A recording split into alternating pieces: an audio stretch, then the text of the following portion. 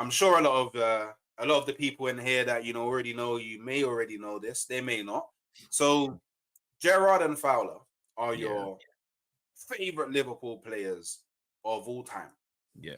Why Salad is that? very close. Salad very close. But Very close. Why is that? oh, so Fowler's the first person that I came to love as a player. Um, and Gerrard for me is the player that saved Liverpool Football Club and made them who they are today. Because I think without Gerrard in the late 90s and the 2000s, I think we would have fallen away from the pack and we'd be a mid-table team at best now. Fowler for me he was so good as a striker. It just made me fall in love with the sport. So like even now, so as I said, I've got two boys and a girl. My two sons, the nicknames I give them is Stevie and Robbie.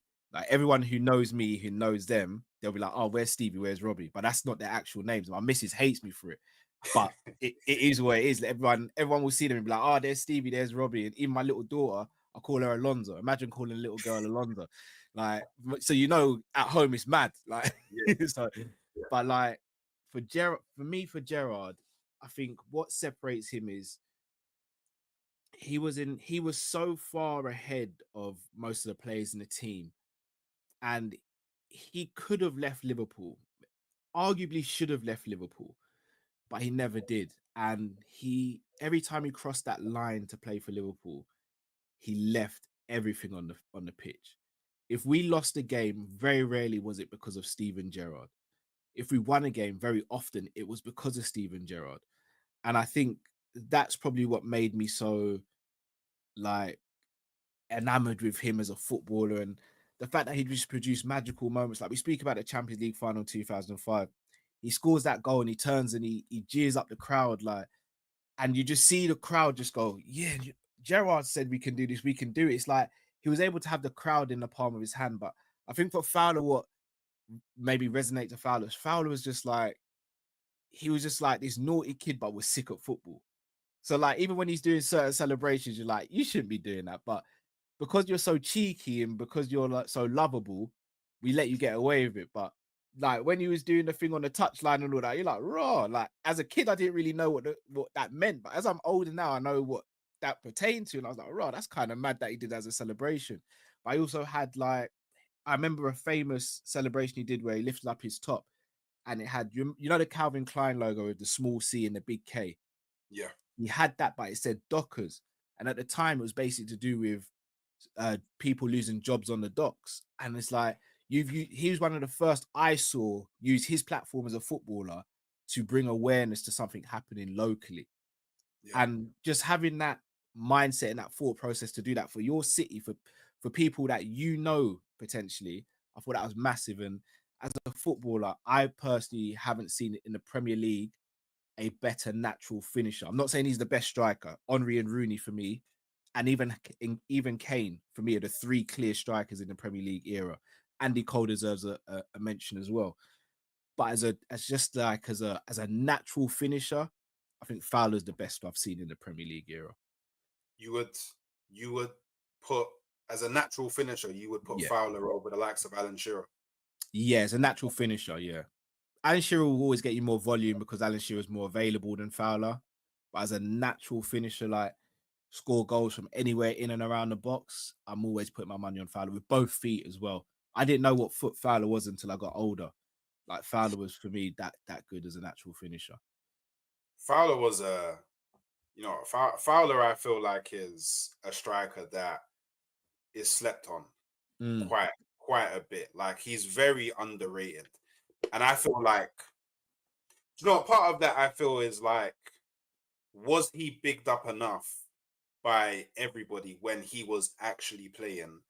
And then obviously with how the times have moved, I feel like the likes of Rooney, the likes of Henri, the likes of Drogba, like it's just too fresh in yeah, people's minds that thinking about Fowler is kind of like just never gonna happen. And then I mm, guess when Fowler stopped playing football, he didn't really get like the the fame love. after it, Yeah, like a yeah. era who went into like TV stuff and like Mm, even like the likes of Lineker went into TV stuff, and you Yeah, know Henri got into TV stuff. So I feel like he's like a kind of like a forgotten entity to a like obviously Liverpool fans of a yeah, certain age are yeah. they're always going to remember Fowler and they're always going to have him up here. I don't know where they would necessarily put him in comparison to like some of your greats like Ian Rush and you know I think Michael people Owen. have him as like, for me, in my opinion, I think most people have him top three alongside like your Ian Rush, and I think Salah's now in that conversation. Even though Salah's not a striker because of his goal scoring, I think people put Salah in that conversation. But in terms of natural finisher, Fowler's way ahead of Salah. Like I Yeah, love Salah. Salah's my guy. But if you give them both the ball and it's 1-on-1 with the goalkeeper, Fowler's netting probably 9 times out of 10. Salah's not netting 9 times out of 10. I think that two things I think went against Fowler. I think the fact that Liverpool were really bad when he was in his prime yeah, went against Fowler because it makes people look back and go, well, he didn't win anything pretty much at Liverpool, which is true. He didn't win much. Another thing is though, I think we forget the greats that were also in his era. Like even when you yeah, just think of English strikers, Les Ferdinand, Andy yeah. Cole, Alan Shearer, Sheringham, Chris Jimmy Nicole, Sutton, Jermaine Defoe. Then and then you think of the other outside strikers like your Thierry Henrys, your Drogbas, your Burkamps, even though he's a second striker, but your Burkamps still, and like it. Owen, we had Fowler and Owen at the club at the same time. Owen came through like a wrecking ball, yeah, so it's. I think that goes against him as well. He's from an era where we were blessed to see strikers. Like we don't really have a a lot of great pool of strikers now. Like the striker pool is pretty dead now. We'd all agree in it. Whereas it's back trash. then, you could have Batistuta, Yeah. Ronaldo, like Rivaldo, like Adriano, every team had a killer. You could go through every team, and every team's got someone who on their day could score a hat trick against you. Whereas you don't have that now. It's more of the team share out the goals almost. yeah, 100. And I know all about team sharing goals being an Arsenal fan, and like we're so allergic to a killer up top there. It's Yeah. crazy. And you know what? When I think of, and this is just me, I'm not a Liverpool fan, but when I think of Liverpool, Mm. the first name that always comes to my head is Gerrard. Yeah. I don't He's think there's I don't think there's a world where someone mentions Liverpool and they don't go Stevie G. yeah, You know what I yeah. mean? Like, It's like you don't get guys me. with Henri, right? Yeah, literally, that's literally what it is. And the one thing, so there's a few things about Gerrard. Yeah, I feel like Gerrard was very unlucky in the sense that when you would say he was at his top prime, he was always carrying the Yeah, Liverpool squad. Like there was never really anyone else around him that was of the same level as him for you guys to truly go on and dominate. yeah, And the other thing, I liken him to a player that I really liked growing up, and that's because of the same loyalty that they shared, and that's Francesco Totti.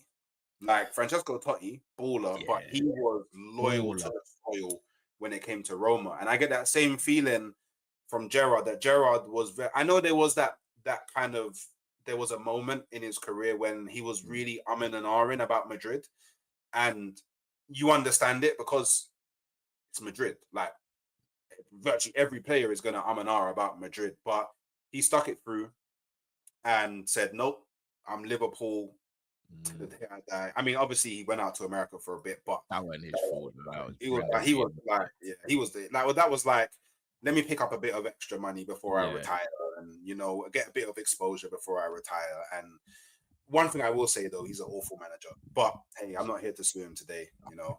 But I can't even defend him at the moment. a little follow up question, a little follow up question. So, Yeah.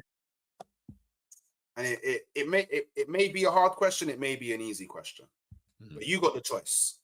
Gerrard in his prime or Fowler in his prime, which one are you bringing back into this current Liverpool team? Hooks, you're really trying to put me in a situation there. Oh, oh, ah, Gerard's the better player, obviously. The thing is, we're not lacking goals though. You I know? just Fowler in his team though would clean up. He'd clean up. Like no disrespect to Nunes and Jota, some of the chances they miss, especially Nunes. Fowler would gobble those chances up. But at the same time, I look at Szoboszlai in the number 10 position. And I think if Gerrard's playing in that number 10 position, but when Gerrard played in the number 10 with Fernando Torres, that was for me Gerrard at the peak of his power. If you Crazy. put that version of Gerrard in this team now, With Salah, I think we win everything. I think we win it. We'll become unstoppable. Because look, I love Szoboszlai, but I'll sit here and I'll tell you, Szoboszlai ain't the guy in it. Like he's not the guy. He could become the guy, but he ain't the guy. You see, if Gerrard's doing or taking up the same position Szoboszlai's taking up, it's curtains for teams. It's curtains. Because he's either going to slap it from 25 yards or he's going to put a ball through on a plate for someone else. Plus, he's just going to destroy team. Like, it's Gerrard. Fowler would be a madness, don't get me wrong. But Gerrard in this slot team, where he's not the one carrying all the load, when he could look behind him and see a Virgil van Dijk, Alisson. Hold on, bro. Trent and Gerrard in the same team. Oh my. Yeah, it's Gerrard, man. It's Gerrard. It's fake. It's fake. It's Gerrard. It's got to be. Hey, it's Gerrard, man. Yeah, just hopefully he doesn't slip again, isn't it? Oh, yeah. I my bad. Sorry, Liverpool fans in the chat. It's cool. It's cool. I see. I feel like I've been good this conversation. No, you have been. I had to get the little one in there.